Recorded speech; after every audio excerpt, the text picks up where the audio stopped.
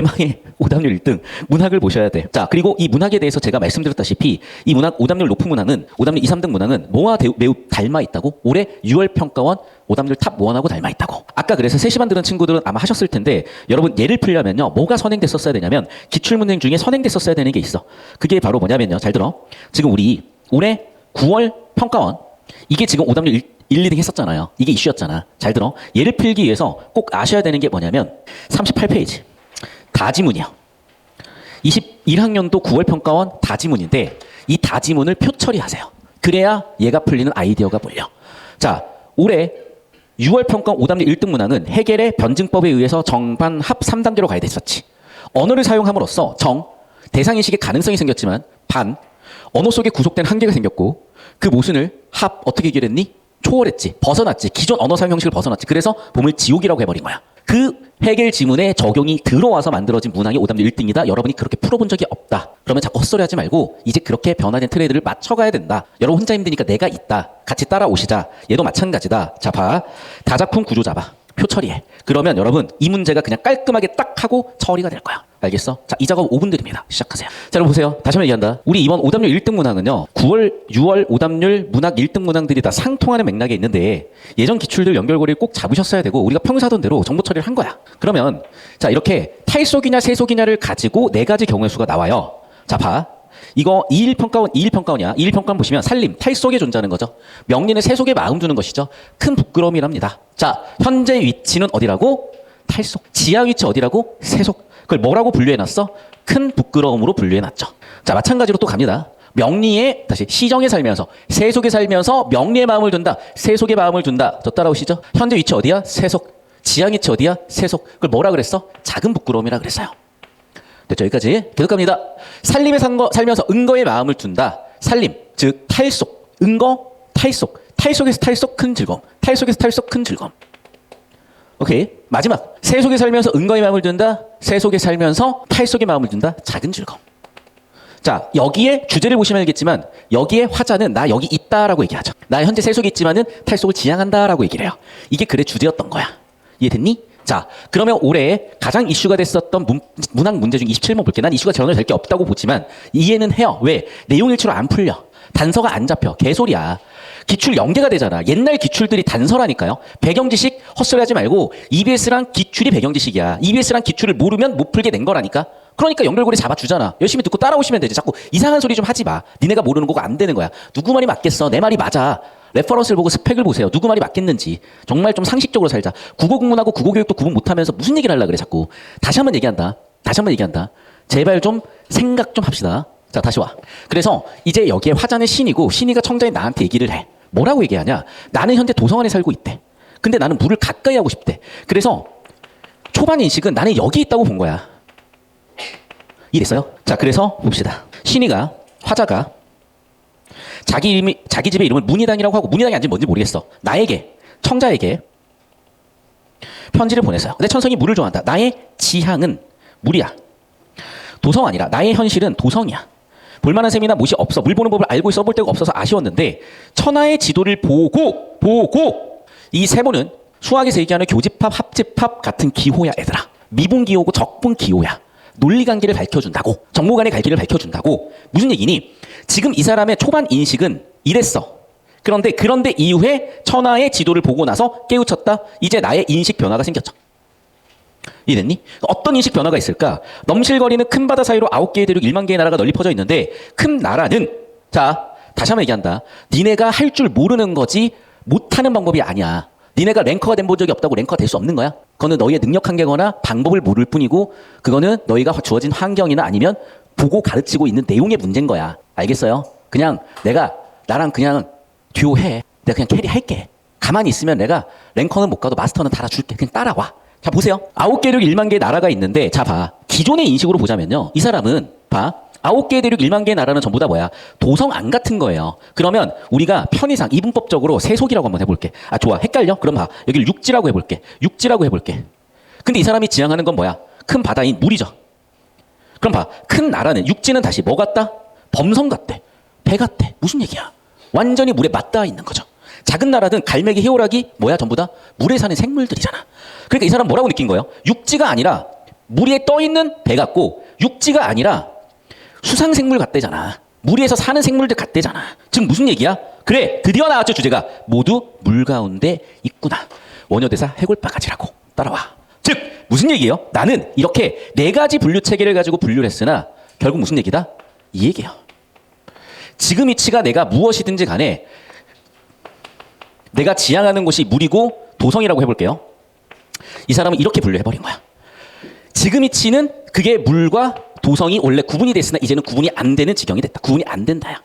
이해했어? 예전에 나는 도성 안에 있으면서 물을 지향한다고 생각했으나 실제로 나는 뭐다? 그냥 이 둘이 그냥 구분이 안 되는 거였구나라고 느꼈다는 거죠. 어디 뒤에서?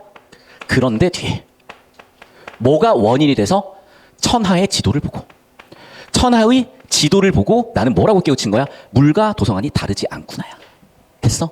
초반 인식은 물과 도성안이 구분된다고 봤으나 후반 인식은 뭐라고? 물과 도성이 같구나야. 그래서 도성 안에 있는 내 집에다가 뭐라고 붙였어? 물결문이라는 이름을 갖고 있는, 의미를 갖고 있는 뭐라고? 문이당. 물결무늬가 있는 곳이라고 이름 지었다는 거야. 즉 나의 후반 인식의 결과 나는 이름을 뭐라고 지어줬어요? 문의당.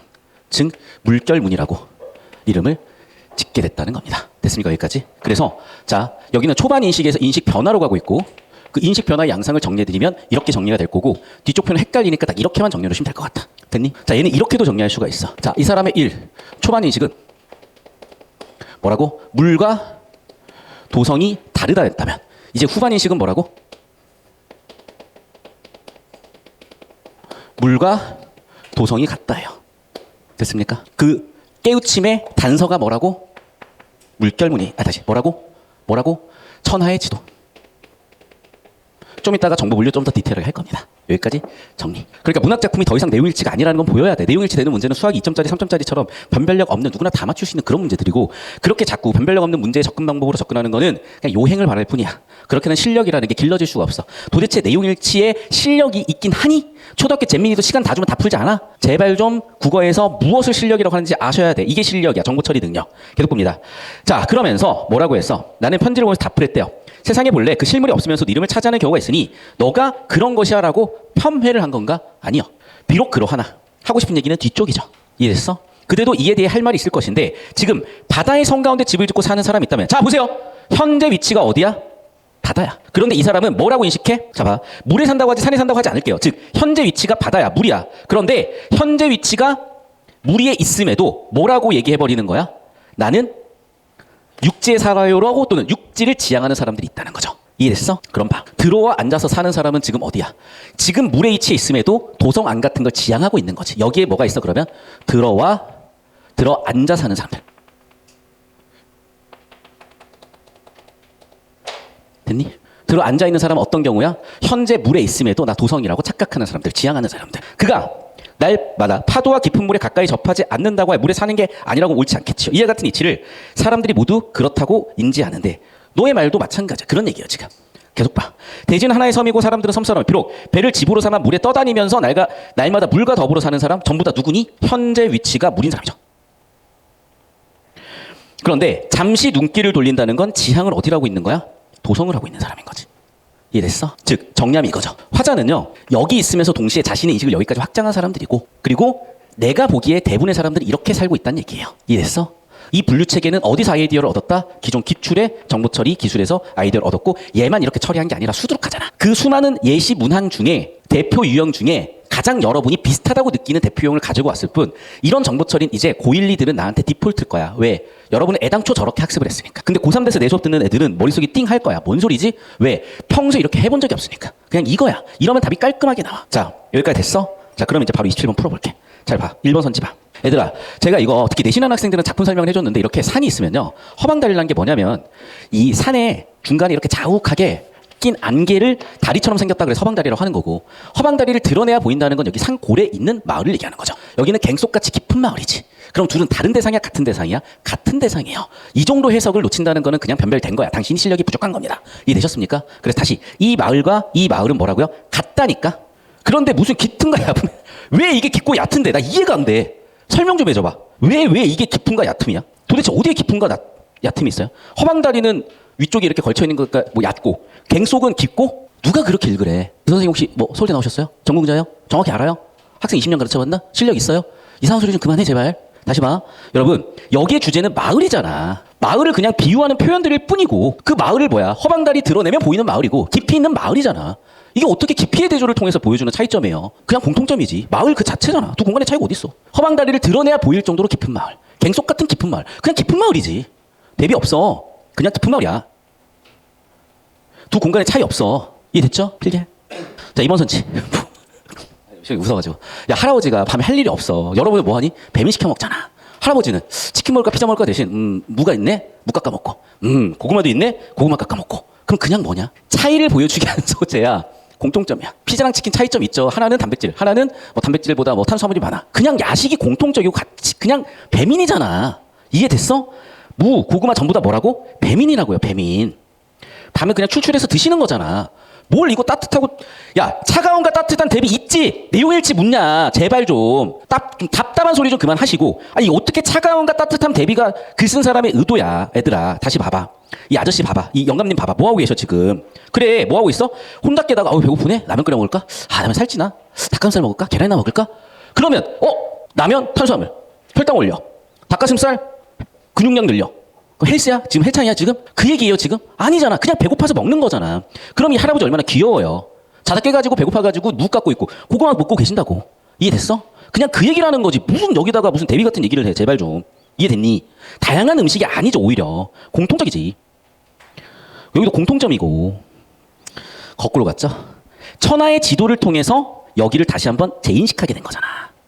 나의 초반 인식을 천하의 지도를 통해서 재인식하게 됐지.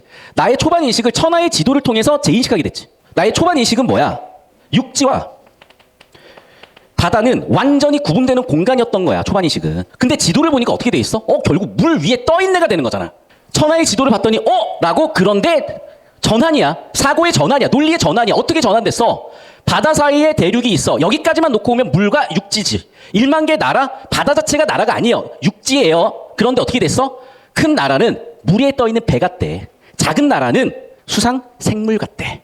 완전히 물에 있는 것 같대. 물에 존재하는 것 같대. 무슨 얘기예요? 육지와 바다를 구분하는 게 아니라 육지와 바다가 결국에는 같구나라는 육지와 물이 결국 즉 도성과 물이 결국에는 같구나라는 인식을 천하의 지도 때문에 하게 되신 거잖아요 지금. 이해되셨어? 빨리 필기. 10초 잡아주고 오세요.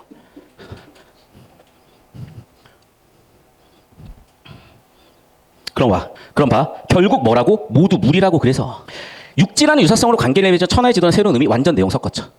맞잖아.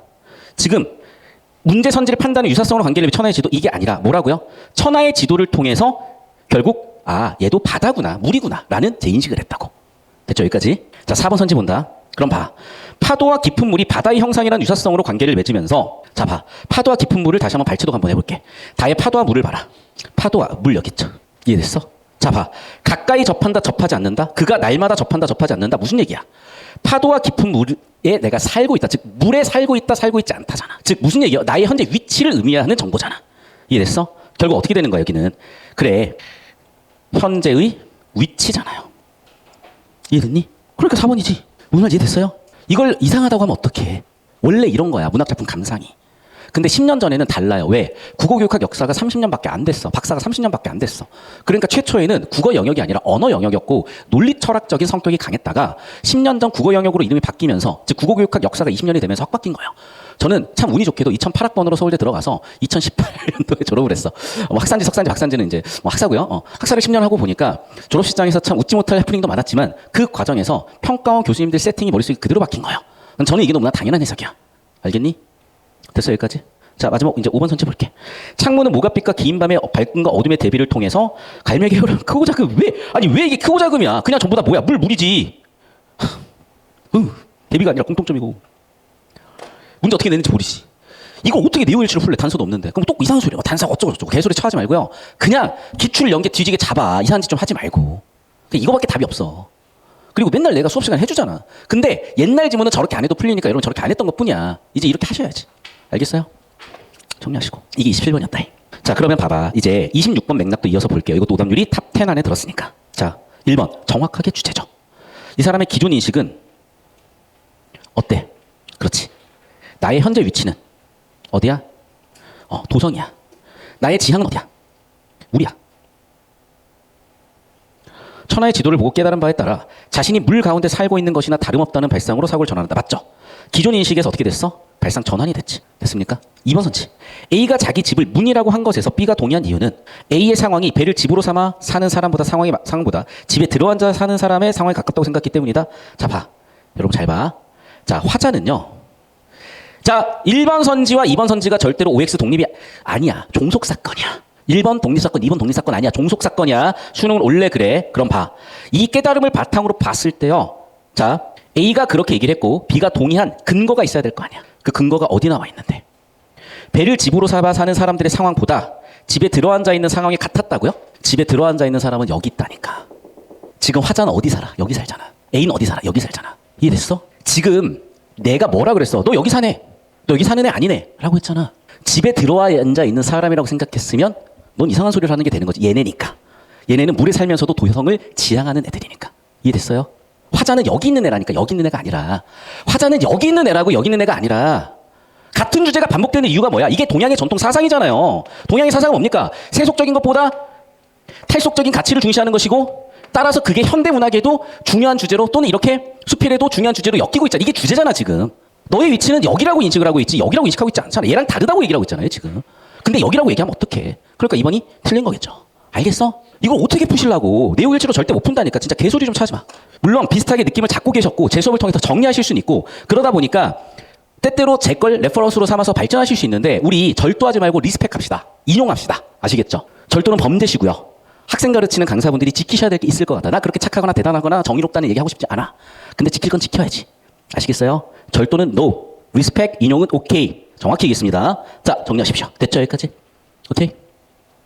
그래서 이 오답률 높은 킬러 문항들은 기존의 내용일치로는 못 풀어. 그럼 주사에 굴려, 씨발, 그냥. 5분의 1 확률 맞겠지. 니네가 푸는 것보다 더 정확히 그럼. 하지만 정확히 풀어내시면 어떻게 된다? 정보 처리. 다시 한번 20초 잡아주고 싶죠.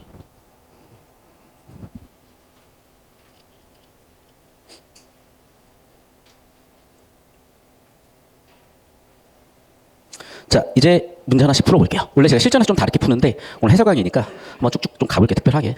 자, 저는 일단 눈에 확 띄는 게 얘야. 내가 얘기했지. 이거 87%야. 정답 확률이. 1번. 서리적 표현을 통해서 인물의 정서를 강조하고 있다. 인물의 정서 강조? 자, 인물의 정서 강조는 확인해야 되는데 봐봐. 정서라는 것도 결국 주제잖아. 그러니까 정보가치 나는 얘도 굉장히 높기 때문에 정답될 확률이 높다고 봤어. 두 번째. 묘사의 방식을 사용해 대상의 특징을 구체하고 있다. 봐봐 얘들아. 이게 뭐야? 형상화라는 개념이잖아. 자, 결국 정리하면 이거예요. 묘사가 있냐, 서리가 있냐, 대화체가 있냐. 자, 그 다음에 회상을 바탕으로 현재 상황에 대한 원인을 포착하고 있냐. 네 번째, 가상의상을 설정하여 현실에 대한 긍정적 인식을 드러내고 있냐. 주제는 긍정적 인식이냐, 원인 포착이냐, 대상 구체하냐, 정서 강조냐 이런 부분이었던 거고 개념으로 보면 회상이 있냐, 가상의상을 설정이냐, 묘사냐, 설이냐야. 그런데 다시 들여다봅시다. 100% 정답될 수밖에 없는 선지가 있어. 판단해. 내가 수업 시간에 계속 얘기했던 거야. 이건 지문 내용 확인할 필요도 없이 100% 정답 선지야. 100%. 내가 개념 수업 때 몇 번 얘기했다. 얘들아. 기본적으로 시에서 묘사가 없는 건 없어. 비유와 상징 묘사는 없을 수가 없어. 왜? 묘사가 뭐니? 오감의 정보를 주는 거잖아. 오감의 정보를 주는 순간 어떻게 돼? 구체화 형상화되잖아.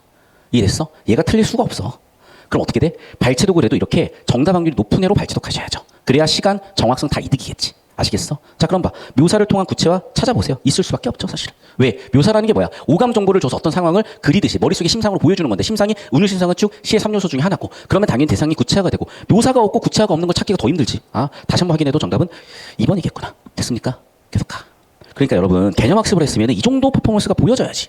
그렇게 개념 하시던 분들은 이걸 하셨나? 다시 한번 얘기합니다. 개념 공부를 한다는 건 이 정도 퍼포먼스를 보여주셔야 되는 거야. 자, 넘어가셔서 23번 보도록 하겠습니다. 보기를 참고하여 가를 감상하는 이론 적절하지 않은 것은 가는 적막한 산골 배경을 바탕으로 한 노인의 모습을 관찰해서 들려주는 건데 향토적인 정력 속에 낯설게 느껴진 일상에 감각적으로 집중하는 노인을 통해 점점점 사라져가면서 관심을 드러내고 뭐 그렇대. 알겠어. 어쩌라고. 1번 선지부터 봐. 자, 첩첩산 중에도 없는 마을 뭐 당연히 뭐 이런 얘기인 것 같고 강기색에서 보이지 않는 후미집 외딴집. 자, 봐. 지금 보면 여기까지 정보가 다 똑같은 정보들이에요. 장소다, 배경이다. 적막하다. 맞죠? 얘들아 봐. 우리가 기본적으로 정보를 세팅하는 요소들이 있는 거야. 자, 문장 안에서는 뭐가 있죠? 주어, 동사, 목적어, 보호가 있는 거야. 맞습니까? 소설에서는 뭐가 있죠? 주제 구성, 문체 구성의 3요소, 인물, 사건, 배경이 있는 겁니다. 자, 마찬가지야 그러면. 얘는 시니까 은유심상 한쪽으로 봐야 되겠으나 여기서 주어지는 심상, 이미지는 어떤 이미지야? 시공간적 배경 속에 인물이 있는 거죠 사실은. 그러니까 뭘 세팅하고 가는 거야 먼저? 그래. 배경도 중요한 세팅을 하니까 배경 세팅을 먼저 하고 가는 겁니다. 그게 1, 2번 선지의 내용인 거고. 요렇게 가셔야지. 언제까지 잼민이들처럼 내용 일치하실 겁니까? 그 내용 일치로 변별이 되겠습니까 여러분? 잼민이 여러분? 수학에 3점짜리, 2점짜리로 변별이 됩니까 잼민이 여러분? 내용 일치는 그냥 잼민이들이 하는 거 아닙니까? 초등학생, 중학생들도 다 하시는 걸 왜 자꾸 고3 끌고 와가지고 그걸로 되니 안 되니 하고 있냐고 아실 만한 분들이. 자, 3번 선지. 봉당에 불을 켜 분위기는 콩깍지로 이미지를 나타낸 향토적 정경에서 사라져가는 것에 대한 관심들 잘 모르겠는데 일단은 지문 내용도 있고 또한 관심 유추 보기 내용도 있기 때문에 오케이 확인 되셨죠? 자, 4번 선지 볼게. 지보라기 설레임을 귀 모으고 듣고 새들의 온기를 숨주고 생각하는 것은 일상을 자연스럽게 받아들이려는, 그러니까 이거는 뭐 그냥 자, 문학적 관습이라고 제가 얘기할게요. 왜? 이것도 되게 중요한 예술의 영역이거든. 예술의 능력이야. 즉, 여러분이 조선시대 작품을 보면 80, 90% 이상은 유적 가치관에 의해서 충효, 자연치나 안분지적 담고 있다는 건 다들 알 거야. 자, 마찬가지야. 그러면 문학적 관습을 봤을 때 일상 자연이라는 어휘를 볼게. 자연이라는 것과 대비되는, 자연과 대립되는 반의어가 뭘까요? 여기 맥락에서는 의도죠. 의지죠. 맞잖아. 자연이 뭐야? 내버려둬도 자연이 그렇게 되는 게 자연이야. 의도 의지로 바꾸는 거야. 끝났네. 귀를 그냥 듣는 게 아니죠. 어떻게 들었어? 모으고 들었죠. 그냥 생각하는 게 아니라 숨을 죽이고 생각했죠. 자연스럽게 오감 정보가 들어오는 거니 의도와 의식, 의지를 갖고 있는 거니 후자죠. 이해됐어? 즉 어떤 단어가 틀린 거야? 얘가 틀린 거야. 그러면 꼭 한 단어 틀렸다고 해설하고 가르치고 보게 해보니까 대가리가 깨지는 겁니다. 이 한 단어는 어떻게 찾아진 거다? 문학적 관습에 대한 이해를 바탕으로 찾아진 것뿐이다. 알겠어? 명쾌하죠? 문학적 관습을 알고 있는 친구들 여기 한 단어가 바로 보여서 정답이 되게 쉽게 보여. 동시에 얘도 마찬가지야.